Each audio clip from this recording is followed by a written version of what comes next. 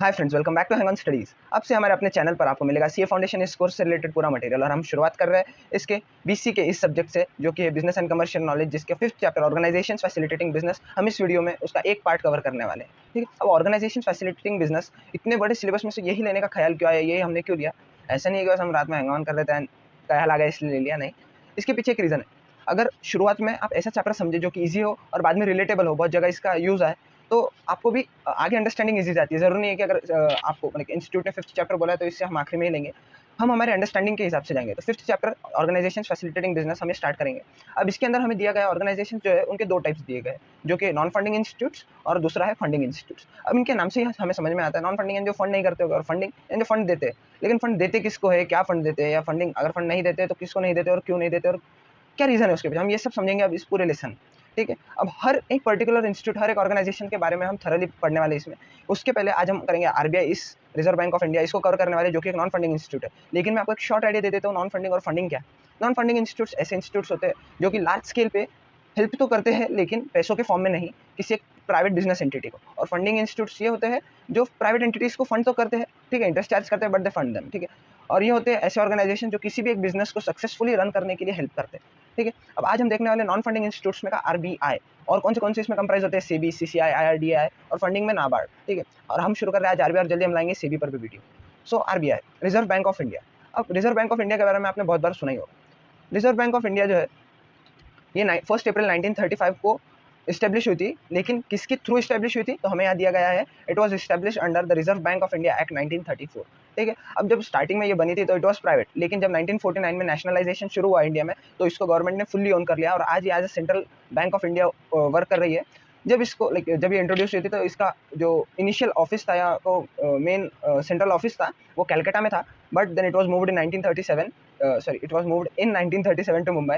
And जो reserve bank of India है, ये मोस्टली इसके जो क्या बोल सकते हैं हम, एक बॉडी होती है जो इसको बोर्ड ऑफ डायरेक्टर्स बोला है, फिर you can say central board of directors होते हैं जो गवर्नमेंट ही अपॉइंट करती है, लेकिन ये पूरी तरह से यही चलाते हैं। देन आरबीआई जो है, ये किसी बोर्ड को अपॉइंट नहीं करता, गवर्नमेंट उनके लिए एक बोर्ड को अपॉइंट करती है जो इसको रेगुलेट करता है। अब आरबीआई का जो हमने सुना है कि ये सब बैंक्स का बाप होता है, तो इसको ऐसे कौन से एक्ट से जिसने उसको ये पावर्स दी है, तो इट इज 1934 वाला act, like reserve bank of India act 1934, and also 1949 वाला, which is which give power of controlling all commercial banks in India to RBI। ठीक है, अब आरबीआई का रोल क्या है, लाइक हम पढ़ते रहे आरबीआई, बट उसका काम क्या है, वो रोल क्या प्ले करती है। तो एज आई सेड, वो एक central bank of, it is currently working as central bank of India in India, and it like बहुत like we can say main position है, is like pillar for Indian economy. ठीक है, अब ऐसा क्यों, तो आरबीआई जो है बहुत लाइक माइन्यूट टू मेजर सारे मॉनेटरी ट्रांजैक्शंस में अपना ध्यान रखता है, और इंश्योर करता है कि जो सिटीजन है उनको कोई तकलीफ ना हो। इसीलिए उसने बहुत सारे यू कैन से लाइक नीतियाँ, लाइक रूल्स एंड रेगुलेशंस भी ले डाउन किए। then it is the highest authority in India which plays important role in strengthening, developing and diversifying country's economic and financial structure। अब RBI का main role क्या है कि वो like उसका main issue है कि जो इकोनॉमी है इंडिया की, उसको स्ट्रॉन्ग कराना है। तो अब स्ट्रॉन्ग कैसे करा सकते हैं, जो फाइनेंशियल स्ट्रक्चर है इंडिया का करंटली, उसके अंदर क्या मॉडिफिकेशंस ला सकते हैं, या जो कंट्री की इकोनॉमी है फिलहाल क्यों अभी क्या रीजन है कि थोड़ी सी लैग कर रही है। ठीक है, अब then it is responsible for maintenance of economic stability and assisting the growth of the economy. It is India's eminent public financial institution given the responsibility for controlling the country's monetary policy। अब जो हमने ऊपर पढ़ा था वही दिया है कि इकोनॉमी, जो इंडियन इकोनॉमी है उसको मेंटेन करने, जो इंडियन इकोनॉमी है उसको मेंटेन करने का जिम्मा किसके ऊपर है, आरबीआई के ऊपर। जो भी चीज़ लगे, इकोनॉमी किससे बिल्ड होती है, जितना ज़्यादा मॉनेटरी ट्रांजैक्शन होता है इंडिया में उससे, और मॉनेटरी पॉलिसी को भी कंट्रोल करने की रिस्पॉन्सिबिलिटी किसके ऊपर है, वो है आरबीआई के ऊपर। और अगर मॉनेटरी पॉलिसी को आरबीआई गवर्न कर रही है, तो उसकी जो स्टेबिलिटी होगी, जो उसका असिस्टेंस होगा ग्रोथ ऑफ इकोनॉमी के लिए, वो कंपेरेटिवली ज़्यादा ही रहेगा बाकी किसी भी इंस्टीट्यूशन से। इसलिए आरबीआई के ऊपर आरबीआई का वो भी एक रोल है। Then it also acts as an adviser of government in its economic and financial policies. It also represents country in the international economic forums. ठीक है, अब इंटरनेशनल इकोनॉमिक फोरम्स तो ठीक है, अब ये कब रिप्रेजेंट करेगी वहाँ पे, जब उसको अपने खुद के, कोई भी बाहर कब बता सकता है खुद को रिप्रेजेंट कब कर सकता है, एक मास लेवल के, लाइक अगर 10 लोगों को कोई एक व्यक्ति रिप्रेजेंट करने वाला है कहीं पर, तो उसको वो 10 लोगों के बारे में तो पर्टिकुलरली सबके बारे में अच्छे से पता रहना चाहिए, या फिर वो 10 लोगों के जो काम है उसके बारे में। उसी तरह आरबीआई को इंडिया की इकोनॉमी के बारे में, इंडिया की मॉनेटरी पॉलिसी के बारे में, इंडिया की क्या करंट सिचुएशन है उसके बारे में जब तक अच्छे से पता नहीं रहेगा, how will it represent like itself in the like country in international forums. इसलिए जो गवर्नमेंट इकोनॉमिक और फाइनेंशियल पॉलिसीज बनाती है उसके अंदर एक मेजर रोल प्ले करती है RBI. Then it also acts as a friend, philosopher, and guide to commercial bank. In fact, it is responsible for the development of an adequate and sound banking system in the country and for the growth of organized money and capital markets। अब इतना लंबा चौड़ा sentence दे दिया, लेकिन भैया आपने ऊपर का एक पॉइंट छोड़ दिया, आपने बोला इंटरनेशनल इकोनॉमिक फोरम, लेकिन इंटरनेशनल इकोनॉमिक फोरम माने क्या, हमें क्या पता। तो इंटरनेशनल इकोनॉमिक फोरम यानी अब जैसे आरबीआई इंडिया के अंदर सेंट्रलाइज्ड है, उसी तरह जो बाकी की जो यू कैन से अलग अलग कंट्रीज है उनकी अपनी अपनी सेंट्रल बैंक है, लेकिन उन सबका डेटा जिस जगह कलेक्ट होता है। अब जब आरबीआई के क्या क्या रोल है हम देखते आ रहे हैं, ठीक है, इकोनॉमी को स्टेबलाइज रखना, मॉनेटरी पॉलिसी को देखते रहना, गवर्नमेंट को लाइक जो इंडियन गवर्नमेंट है या इंडिया की करंट सिचुएशन है उसके ऊपर ध्यान रखना, ये सब चीज़ों आरबीआई का काम है, क्योंकि central bank of India, central bank world level पे उसका काम है सब जगह क्या चल रहा है वो जानना। तो वही काम करती है दो इंस्टीट्यूट से लेके, जैसे वर्ल्ड बैंक जो आपने सुना होगा, एक्चुअली वो वर्ल्ड बैंक नहीं है, लेकिन ठीक है उसको वर्ल्ड बैंक बोला जाता है, actually it is IBRD, international bank for reconstruction and development, जिसको वर्ल्ड बैंक भी बोला जाता है, और IMF which is international monetary fund. तो ये सब, ये दो फॉर्म लाइक ये मेजर है, मेजर इकोनॉमिक फोरम्स है जहाँ पर आरबीआई को प्रेजेंट करना पड़ता है अलग अलग टाइप्स के रिपोर्ट्स, अलग अलग टाइप्स की सिचुएशन जिसमें आज इंडिया है, वो बहुत सारे उनके ट्रांजेक्शन्स भी होते हैं आपस में, ठीक है, वो हम आगे पढ़ेंगे। उसके बाद में जो हमने देखा एक्सेस फ्रेंड फिलोसोफर एंड गाइड ऐसा क्यों का है। अब जैसे हमें बोला गया था कि आरबीआई जो है कंट्रोल करता है सारी बैंक्स को। अब अगर वो सारी बैंक्स को कंट्रोल करता है इंडिया के, तो उसको खुद को सबसे पहले स्ट्रॉन्ग रहना पड़ेगा। अब वो स्ट्रॉन्ग है तो उसको दूसरों को स्ट्रॉन्ग बनाना है। लाइक उसके सबके जितने भी छोटे मोटे बैंक्स हैं, फाइनेंशियल बॉडीज है, कमर्शियल बैंक्स है, शेड्यूल्ड बैंक्स है। अब नेशनलाइज बैंक तो ठीक है, they are quite sound in their own banking systems, but जो छोटे बैंक है, जो स्टार्टअप लेते हैं या फिर छोटे स्केलेबिलिटी जिनकी छोटी, उनके ऊपर ध्यान देना जरूरी होता है, ठीक है। इसलिए आरबीआई उनके लिए as a friend philosopher guide. अब फ्रेंड क्यों बोला गया है, जब बुरा टाइम आता है उनके फ्रेंड का काम है, बुरे टाइम पे भी साथ होता है, अच्छे टाइम पे भी साथ होता है। उसी तरह जो आरबीआई है, अगर कोई कमर्शियल बैंक है या फिर शेड्यूल्ड बैंक है, तो उनके साथ में उनके बुरे टाइम पे भी होता है, अच्छे टाइम पे भी होता है। आप बोलेंगे क्या बात करें, बुरे टाइम पे अच्छे टाइम पे, वो टाइम लिख के आता है क्या, ये झगड़े वगड़े होते हैं? नहीं नहीं, ऐसा कुछ नहीं, ये टोटल मॉनेटरी टर्म्स में चलता है। अगर किसी छोटे बैंक को किसी को लोन देने के लिए पैसों की जरूरत है, तो आरबीआई उसको एक रेट पे, वो क्या रेट होता है मैं आपको बताऊंगा, ठीक है, वर्ड बता देता हूँ, बैंक रेट या फिर रेपो रेट, जो भी बैंक को कन्वीनियंट होता है उस रेट पे बैंक आरबीआई से बोरो करती है जब उसे जरूरत होती है। और जब सरप्लस बैंक के पास होता है तो बैंक आरबीआई के पास दे देती है, जिसपे उसको इंटरेस्ट मिलता है, या फिर आरबीआई को जब जरूरत होती है जब तब आरबीआई ले लेता है, ठीक है। और उसके बाद में India being an emerging economy, the RBI has to keep inflationary trends under control and to see that main priority sectors like agriculture, exports and small scale industry get credit at cheaper.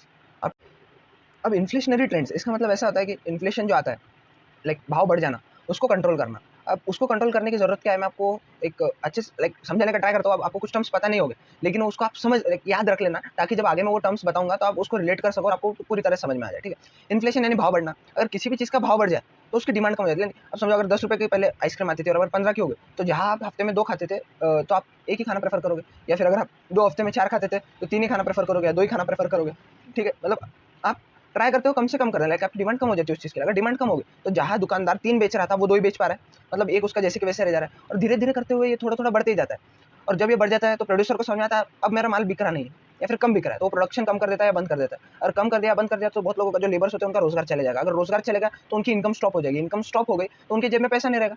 अगर जेब में पैसा नहीं तो वो खर्चेंगे नहीं तो market में ट्रांजेक्शन नहीं होगा, और ट्रांजेक्शन नहीं होगा तो इकोनॉमी बिल्ड नहीं होगी। और जब ऐसी सिचुएशन आती है तो कोई भी इकोनॉमी रहने दो, उसके बहुत ज़्यादा चांसेस हो जाते हैं वो क्रैश कर जाएगी या फिर डाउनफॉल देखेगी, ठीक है। तो ये सब चीज़ों को कंट्रोल करने का काम भी आरबीआई का। उसके बाद में जो मेन प्रायोरिटी सेक्टर्स होते हैं, एग्रीकल्चर, एक्सपोर्ट, स्मॉल स्केल, इनको प्रायोरिटी सेक्टर्स इसलिए बोला जाता है क्योंकि एग्रीकल्चर तो नीड है।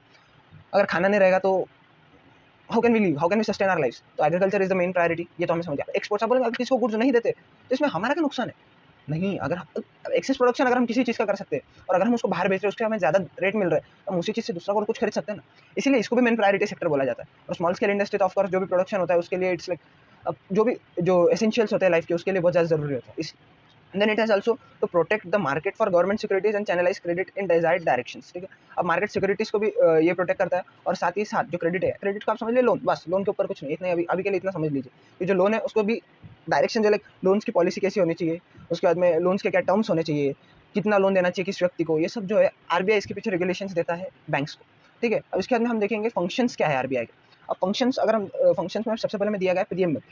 तो आरबीआई का प्रीएम्बल क्या कहता है, to regulate the issue of bank notes and keeping of reserves with a view to securing monetary stability in India. India में मॉनेटरी स्टेबिलिटी लाने के लिए जो रिजर्व्स होते हैं, अब रिजर्व्स बहुत सारे होते हैं, लाइक खुद के, सबसे पहले तो खुद की जो करेंसी उसके रिजर्व्स, उसके बाद फॉरेन करेंसी के रिजर्व, गोल्ड रिजर्व्स एक्सेट्रा। अब इसको स्टेबलाइज रखना, इसके ऊपर ध्यान रखना, इसको प्रॉपर्ली मेंटेन करके रखना, ये भी आरबीआई का काम है। अब ऐसा क्यों, क्योंकि लाइक एक मेजर सेंस के ऊपर जितना ज़्यादा किसी एक कंट्री के पास में रिजर्व है उसको उतना ज़्यादा इकोनॉमिकली स्ट्रॉन्ग एंड स्टेबल बोला जाता है। और जो आरबीआई उसका एक और मेजर फंक्शन है कि वो बैंक नोट्स जो है, जो हम 1000 रुपये की 50 1000 तो बंद हो गए, 2000 की, 500 की, 100 की, 50 की, 10 की जो नोट्स यूज़ करते हैं, या 5 का कॉइन, 10 का कॉइन, 2 का कॉइन जो हम यूज़ करते हैं, उसको भी इशू कौन करता है, आरबीआई करता है, ठीक है। और अब हम, ठीक है, तो ना will see other functions of RBI. सबसे पहले इशू ऑफ करेंसी जो हमने जस्ट अभी देखा, soul authority for the issue of currency, अकेली अथॉरिटी जो इशू करती है currency, living 1 rupee coin and notes, जो 1 रुपी कॉइन, क्योंकि ये डिनोमिनेशन बहुत कम है इनका, इसीलिए इसको सेंट्रल गवर्नमेंट ही देख लेती है। एंड इससे ज़्यादा कुछ फर्क भी नहीं पड़ता। फॉर एग्जांपल अगर गवर्नमेंट बिना पूछे 1 करोड़ कॉइन्स भी छाप दे, होता तो नहीं है ऐसा, पर कर भी दे 1 crore coin, it's just 1 crore rupees. ये ठीक है, हमारे लिए बड़ी अमाउंट होती है, लेकिन एक मैक्रो लेवल पे जब कंट्री की बात कर रहे हैं, एक स्ट्रॉन्ग इकोनॉमी की, डेवलपिंग इकोनॉमी की बात करते हैं, तो 1 crore is not a big amount, ठीक है। Then banker to the government, अब हम क्या बोलते हैं, I am banker, like SBI is banker to me, मतलब SBI में आपका खाता है। अब RBI की का फंक्शन कहते हैं बैंकर टू गवर्नमेंट, यानी गवर्नमेंट के लिए ये बैंक है। अब ऐसा क्यों बोला गया, तो इसके कुछ फंक्शंस है जो लाइक जितने भी ट्रांजैक्शंस होते हैं सेंट्रल और गवर्नमेंट, सेंट्रल और स्टेट गवर्नमेंट्स के, जनरल बैंकिंग के, या money money terms, like money का लेन देन है। अब गवर्नमेंट है, उसको किसी भी स्टेट को या सेंट्रली अगर इंडिया की बात करें तो उसको डेवलप करना है तो उसके लिए बहुत सारे खर्चे होते हैं, खर्चों को मनी के टर्म्स में दिया जाता है। तो ये जो एक्सचेंज होता है वो RBI के थ्रू करती है गवर्नमेंट। उसके बाद में जो पब्लिक डेट है और न्यू लोन्स का इशुएंस है, उसके बाद में इंश्योर करना कि लोन ऑपरेशंस प्रॉपर्ली चल रहे हैं, एक्टिवली ऑपरेट हो रहे हैं, उसके बाद में जो एडवाइसेस है गवर्नमेंट को देना टाइमली, वो सब कौन देखता है, RBI देखता है, ठीक है। अब ऐसा क्यों, अब जो पब्लिक डेट, पब्लिक को जो अगर हम लोन दे रहे हैं तो उनसे हमें आना भी चाहिए, घाटा नहीं होना चाहिए, क्योंकि लोन कैसे देती है, कोई भी बैंक लोन कैसे देती है, जो उनके पास में डिपॉजिट्स आते हैं उन्हीं के थ्रू वो बैंक जो है सामने वालों को लोन देती है। अब अगर कोई लाइक जो किससे हमने बीच में सुने थे, नीरव मोदी, उसके बाद में और 2-3 लोगों के, कि वो लोन लेके भाग गए, लोन चुकता नहीं किया, लोन नहीं गया, तो इसमें नुकसान किसी कंट्री का तो है ही है, लेकिन साथ ही साथ पैसे किसके गए थे, उसमें जो कॉमन मैन थे जिन्होंने बैंक में डिपॉजिट करके रखे थे पैसे, वही पैसे उन्हें दिए गए थे। तो उसका लॉस ना हो, ये भी इंश्योर कौन करता है, RBI इंश्योर करता है। जो अलग अलग लोन के टर्म्स होते हैं, कंडीशंस होते हैं, वो भी RBI डिसाइड करता है। किसको लोन देना चाहिए, नहीं देना चाहिए, वो भी RBI डिसाइड करता है। अब डिपॉजिट जो होते हैं 2 टाइप, अब ये एक्स्ट्रा नॉलेज थोड़ा सा बता रहा हूँ। डिपॉजिट यूजुअल 2 टाइप के होते हैं, एक डिमांड डिपॉजिट और एक timely deposit. Demand deposit like ऐसे केस में आप कब जब चाहो तब पैसे भर सकते हो, जब चाहो तब पैसे निकाल सकते हो। फॉर एग्जांपल आपका सेविंग्स अकाउंट या करंट अकाउंट, जब आपकी इच्छा हो तब आप, अभी तो कार्ड भी आ गया है, UPI भी आ गया, जब इच्छा हुई आप कार्ड स्वाइप कर लिया, आपने पैसे निकाल लिए, कार्ड को लाइक CDM में डाल दिया और कैश डिपॉजिट कर दी। उसके बाद में अगर मैं बात करूँ टाइमली डिपॉजिट की, तो it is like FDR and RDR, like एक पर्टिकुलर टाइम, एक फिक्स टाइम, अगर बहुत प्रिस्क्राइबली बोल तो फिक्स टाइम के लिए बैंक को आइडिया होती है कि ये पैसा जो हमारे पास इतने टाइम के लिए रहने ही वाला है, तो उसको उसी हिसाब से जो बैंक प्लान करके यूज़ करती है, तो उसको बोलते हैं timely deposit, FDR RDR। FDR fix deposit, RDR है रिकरिंग डिपॉजिट। उसके बाद में it also sells treasury bills on behalf of central government in order to wipe away excess liquidity. अब जो लिक्विडिटी है जो तुरंत पैसों में कन्वर्ट होते, करंट एक्सचेंज के लिए हम यूज़ कर सके, उसको लिक्विडिटी बोला जाता है, ठीक है। अब ट्रेजरी बिल्स जो होते हैं गवर्नमेंट, उसको भी ये वाइप आउट करती है on the behalf of government, यानी कितना बड़ा रोल प्ले करती है। उसके बाद में जो RBI है बहुत बार एडवांसेस है, आप एडवांसेस को लोन ही समझ लो, सेंट्रल गवर्नमेंट को, स्टेट गवर्नमेंट को लोन भी देती है, शॉर्ट टर्म लोन 90 डेज का, जिसको जो डेट ऑफ एडवांस है शॉर्ट टर्म के लिए दिया जाता है।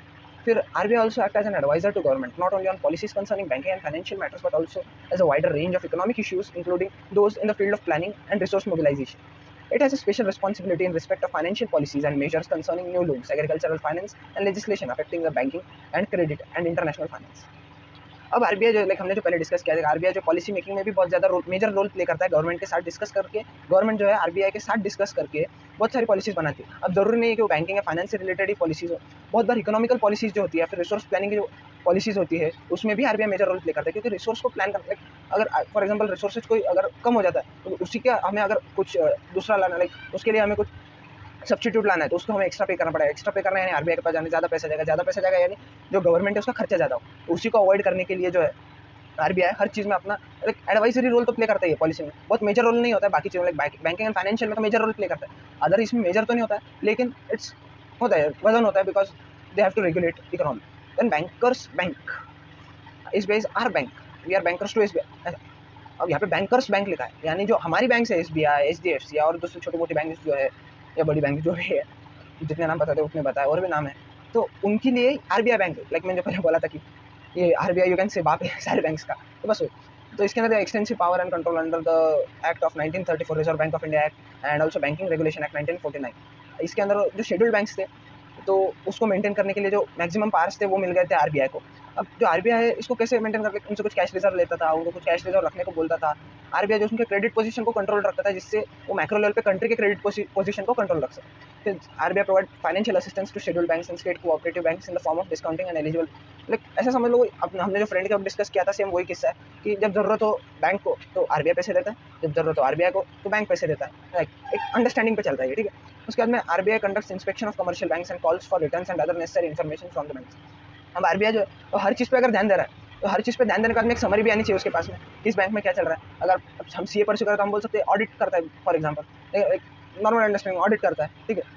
फिर उसके बाद में custodian of foreign exchange reserves. अब ऐसा क्यों, कस्टडियन क्यों बोला जाता है, तो फॉरेन एक्सचेंज रिजर्व्स का अब मैंने आपको पहले एक्सप्लेन किया था कि जो फॉरेन रिजर्व होते हैं, गोल्ड रिजर्व होते हैं, उसके बाद में जो हमारे खुद के रिजर्व होते हैं आरबीआई के पास में, ये बहुत ज़्यादा इंपैक्ट करते हैं किसी भी कंट्री की इकोनॉमी पे, कंट्री के स्टेबलाइज्ड इकोनॉमी पे, और also value of like India की बात करेंगे तो रूपी के वैल्यू के ऊपर भी, जो एक्सचेंज वैल्यू लाइक आज जो है लाइक समथिंग आई गेस 77 चल रहा है, लाइक आज जिस डेट में मैं वीडियो शूट कर रहा हूँ तो वो 77 रुपीज़ अप्रॉक्स 77 और 78 रुपीज़ इज इक्वल टू $1।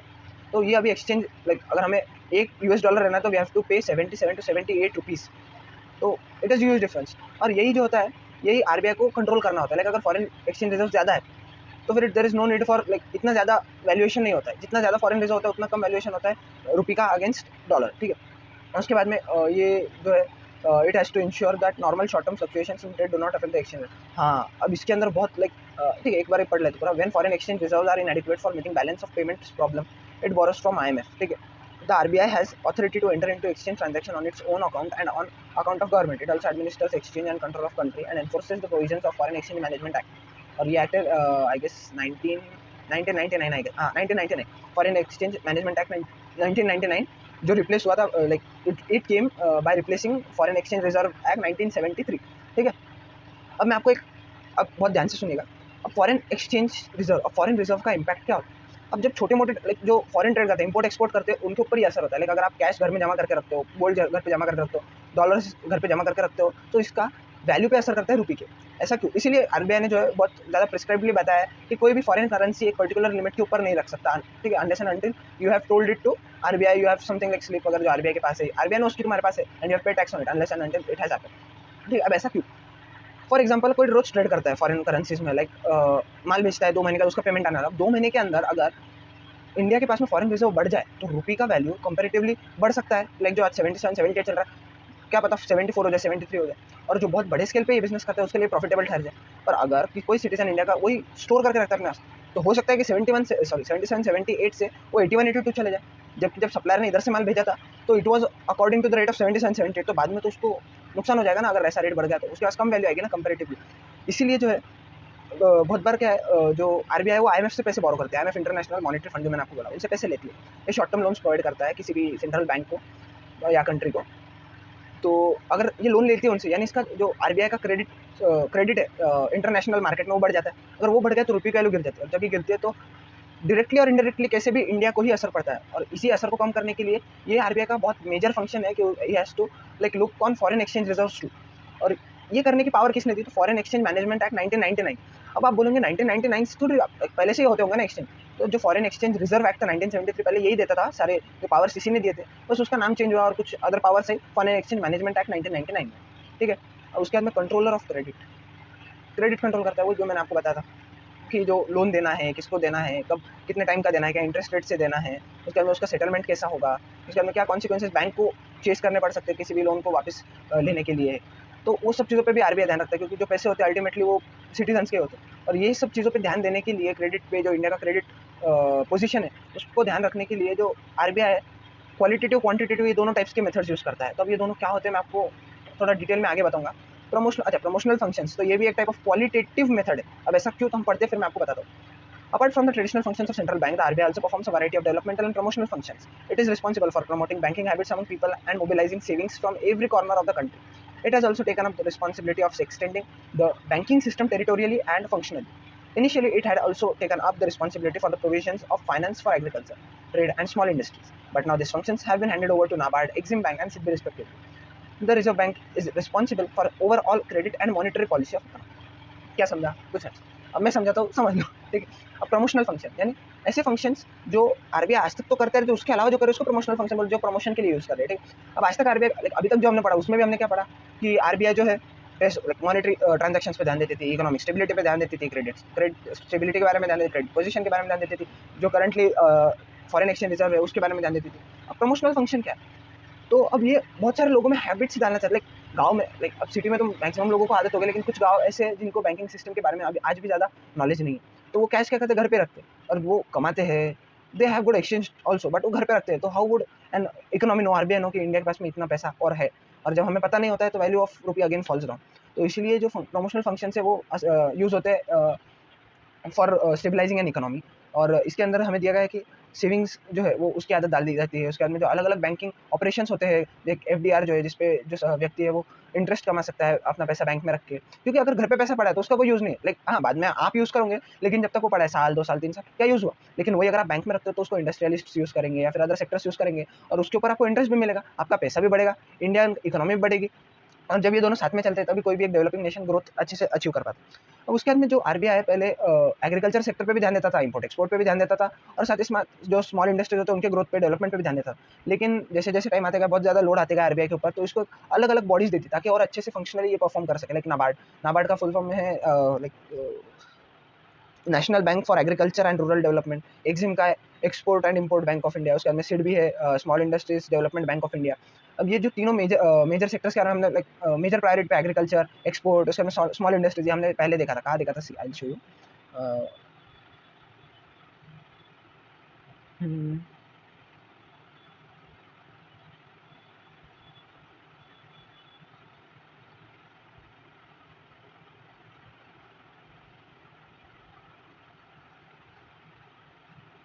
ठीक है, तो मेजर प्रायोरिटी के बारे में हम बताया गया था कि मेजर प्रायोरिटी एग्रीकल्चर सेक्टर को दी जाती है, उसके बाद में जो एक्सपोर्ट को दी जाती है, स्मॉल इंडस्ट्रीज को दी जाती है, वो हमें बताया था। उसके बाद में collection and publication of data.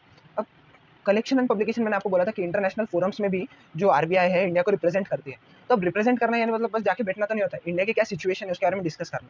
अब डिस्कस करना है तो स्टैटिस्टिकल डेटा तो सामने लेके जाना पड़ेगा, तो वही स्टैटिस्टिकल डाटा जो है वो निकालना, इंडिया से कलेक्ट करना, वो भी किसका फंक्शन है, आरबीआई का फंक्शन है। किससे रिलेटेड, फाइनेंस और मनी से रिलेटेड, फाइनेंशियल सेक्टर जो ऑफ इंडियन इकोनॉमी, उसके बारे में, बैंकिंग के बारे में जो स्टैटिस्टिकल इन्फॉर्मेशन जितनी भी कलेक्ट कर सकता है वो कलेक्ट करता है, इंटरनेशनल फोरम्स में रिप्रेजेंट करता है, या फिर वो जो डेटा होता है वो खुद भी यूज करता है फॉर ग्रोथ ऑफ एनी। अगर आपके पास डेटा है कि आप अभी इतना ग्रोथ कर रहे हो, अगर आप ऐसे और पॉलिसीज लाएंगे तो और ग्रोथ करेंगे, तो उसमें भी हेल्प करता है। Then RBI role in business facilitation, ये हम देखेंगे अभी। ठीक है, तो बिजनेस फैसिलिटेशन में जो है दो टाइप दिए गए, दो पॉइंट्स दिए हैं, करेंसी पॉलिसी, क्रेडिट पॉलिसी। अब करेंसी पॉलिसी में वो बोलते हैं RBI is responsible for the monetization of economy and in the context of demonetization और remonetization to adequate money supply is critical in functioning of the economy. All the factors income in a modern economy are in fact money incomes, business revenue too is monetized. Moreover, the RBI also oversees the availability of foreign currency to facilitate overseas business transactions.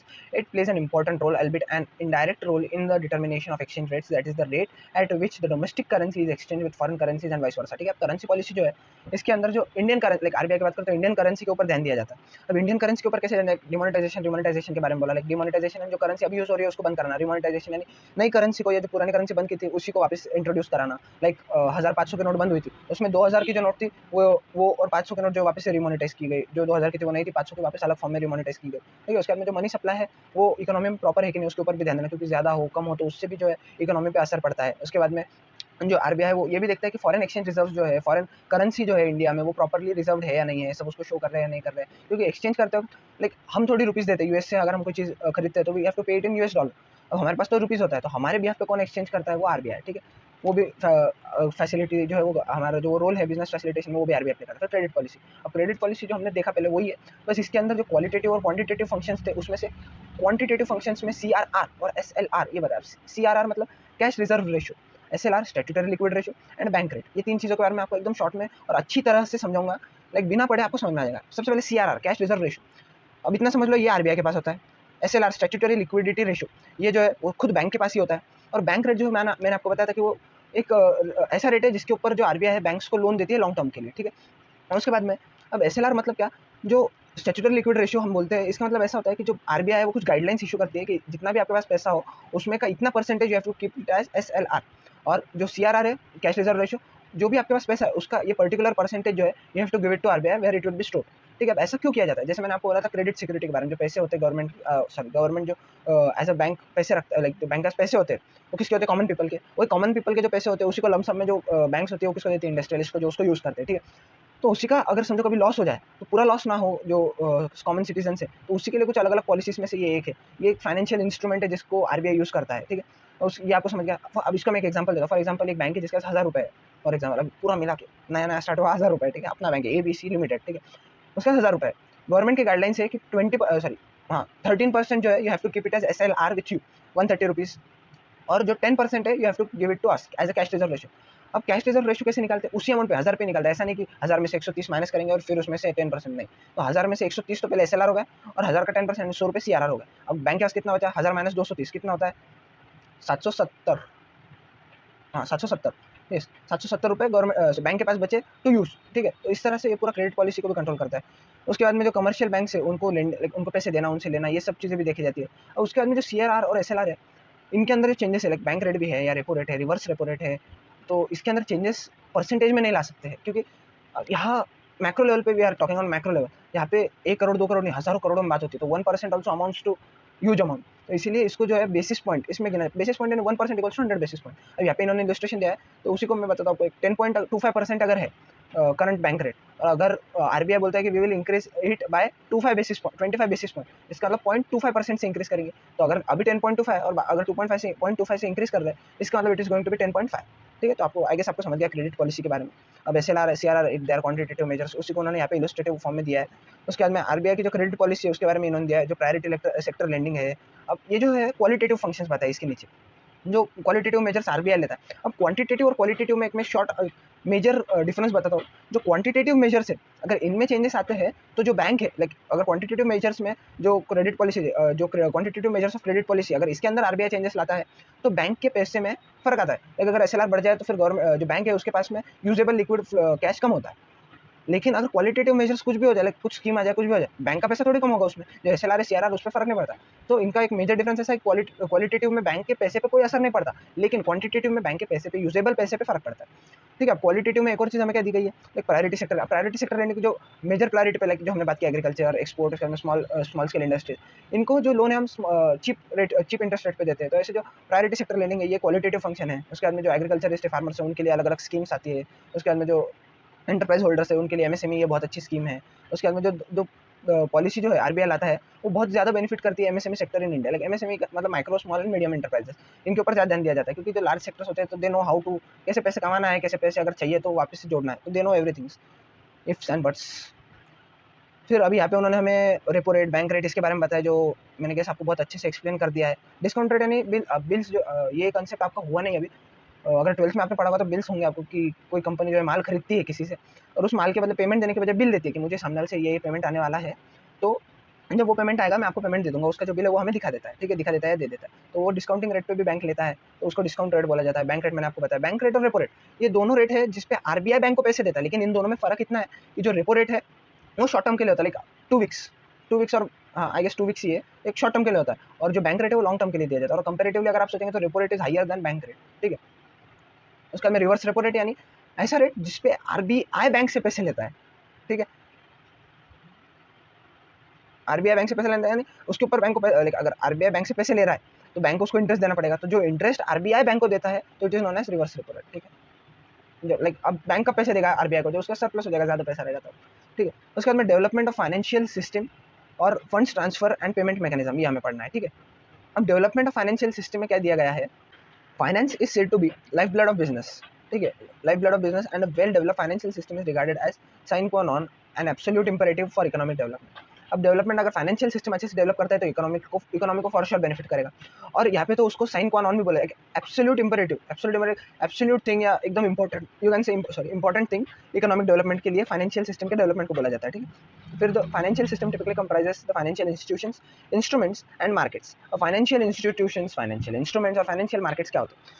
अब सबसे पहले financial institutions बताता हूँ। Financial institutions यानी bank या insurance companies, एक institute जो regulate करता है फाइनेंशियल सिस्टम्स को, उसको बोला जाता है फाइनेंशियल इंस्टीट्यूट। फाइनेंशियल इंस्ट्रूमेंट यानी ऐसे इंस्ट्रूमेंट जो RBI यूज करता है for development of financial system.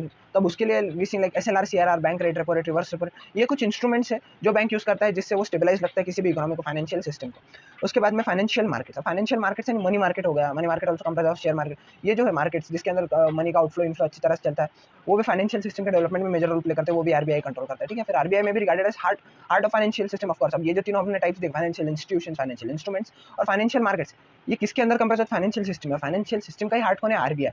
तो RBI is the major role play करता है इन तीनों के स्टेबलाइजेशन में और इन तीनों के कंट्रोलिंग में। फिर उसका एक फंक्शन है कि वो कमर्शियल बैंक्स तक रीच आउट करता है, फिर नॉन बैंकिंग फाइनेंस कंपनीज तक रीच आउट करता है और उनको रेगुलेट करता है, उनको अलग अलग रूल्स बताता है। उसके बाद में अब रेगुलेट क्यों करता है, तो उसको कोई उससे RBI को कोई ये नहीं कि कौन धंधा कर रहा है, कौन सा बैंक फायदे में।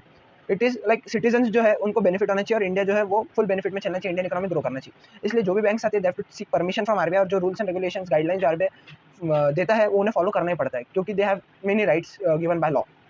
उसके बाद में we shall be elaborating this in section on development banks in different. अब जो सीआरआर होता है, एसएलआर तो ठीक है बैंक के पास ही होता है, जो सीआरआर होता है कैश रिजर्व रेशियो, ये बैंक आरबीआई अपने पास में रखता है। अब इसका करता क्या है, तो आरबीआई जो ये डेवलपमेंट बैंक्स, जो अलग डेवलपमेंट बैंक्स होते हैं, ये आपसे डिपॉजिट एक्सेप्ट नहीं करते, ये बस लोन्स प्रोवाइड करते हैं अलग अलग सेक्टर्स को, ठीक है, तो इनको पैसा प्रोवाइड करता है। उसके बाद में funds transfer and payments mechanism, ये भी कौन रेगुलेट करता है, आरबीआई। अब ये कहता है पैसा का लेन देन जो है वो भी आरबीआई रेगुलेट करता है, पेपर बेस्ड हो, डिजिटल हो, कार्ड स्वाइप हो, यूपीआई हो, इंटरनेट बैंकिंग हो, ये सब भी कौन रेगुलेट करता है, आरबीआई। मतलब आपके पैसे बनने से लेके तो उसके एक्सचेंज से लेके तो उसके यूज से लेके तो ट्रांसफर तक सारा रोल कौन प्ले करता है, आरबीआई, ठीक है। अब इसका अगर मैं आपको एकदम शॉर्ट में, पूरा हमने कवर कर लिया आरबीआई, अब अगले वीडियो में हम सेबी के बारे में पढ़ेंगे।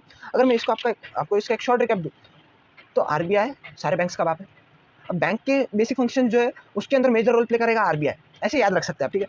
अब उसके जो फंक्शन है हम डे टू डे लाइफ में देखते हैं। अब उसके बाद में हम बात करेंगे कुछ रोल्स के बारे में, कुछ उसके जो फंक्शन है उसके बारे में, तो हमने ये पढ़ लिया अभी। और उसके बाद में कुछ डेट्स आपको याद रखनी है, लाइक कौन से लाइक कब इस्टेब्लिश हुआ आरबीआई, तो इट वाज 1 अप्रैल 1935। उस कौन से एक्ट के अंदर हुआ, तो reserve bank of India act 1934 के अंडर इस्टेब्लिश हुआ। उसके बाद में नेशनलाइज कब हुआ, 1949 में नेशनलाइज, सॉरी हाँ 1949 में नेशनलाइज हुआ। अब उसके बाद में उसको पावर कौन से एक्ट से मिली, 1949 एक्ट और 1934 वाला एक्ट, इससे उसे पावर मिली। किस चीज़ की पावर मिली, तो बैंक्स को रेगुलेट, अब जो सारे बैंक्स इंडिया में उनको रेगुलेट करने की पावर मिली। अब इसको बहुत सारी चीज़ों पे ध्यान देना होता है, लाइक फॉरेन एक्सचेंज हो गया, जो बहुत सारी पॉलिसी मेकिंग होती है उसमें भी गवर्नमेंट को एडवाइजरी रोल प्ले करती है। अब इसके जो बोर्ड ऑफ डायरेक्टर्स होते हैं वो सेंट्रल गवर्नमेंट ही अपॉइंट करती है, लेकिन जो इनका रोल होता है वो इंडिपेंडेंट होता है, ये किसी भी दबाव में आके किसी के भी दबाव में आके डिसीजंस नहीं लेते। उसके बाद में ये जो बैंकर्स बैंक भी बोला जाता है इसको। अब बैंकर्स बैंक इसलिए बोला जाता है क्योंकि ये बैंक्स जो हमारे रेगुलर बैंक से जिसमें हम ट्रांजैक्शन करते हैं उनके लिए वो बैंक है। अब जो आरबीआई है वो किसी को भी खुद लोन नहीं देता है, वो सिर्फ बैंक्स को ही देता है। और बड़े से बड़ा बिजनेसमैन भी उसके पास जाकर बैठ जाए तो उसे लोन नहीं देगा, वो बैंक को देगा और बैंक के थ्रू ही वो किसी और को जाएगा, ठीक है। उसके बाद में जो आरबीआई होता है बहुत सारे अलग अलग फंक्शंस प्ले करता है, लेकिन अलग अलग फंक्शंस अलग अलग रोल प्ले करने के पीछे उसका मेजर मतलब उसका इंटेंशन क्या है, पहला इकोनॉमिक स्टेबिलिटी, दूसरा फाइनेंशियल स्टेबिलिटी, तीसरा जो इंडियन इकोनॉमी है, फाइनेंशियल इकोनॉमी है, इंटरनेशनल मार्केट में रिप्रेजेंटेबल हो, रुपये का जो वैल्यू है वो रिगार्डेड रहे, है कि नहीं, इसलिए। अब आरबीआई के बारे में हमने बहुत अच्छा सा इंट्रोडक्शन ले लिया है। आरबीआई के बारे में आई होप आपको समझ गया है। आरबीआई एक नॉन फंडिंग इंस्टीट्यूट है, हमने आपको पहले ही बता दिया। तो now we are done with RBI, और आई होप आपको आरबीआई बहुत अच्छे से समझा होगा। और अगर कुछ भी आपको डाउट्स होते हैं तो you can comment me in comment box, for sure you will get answers for it.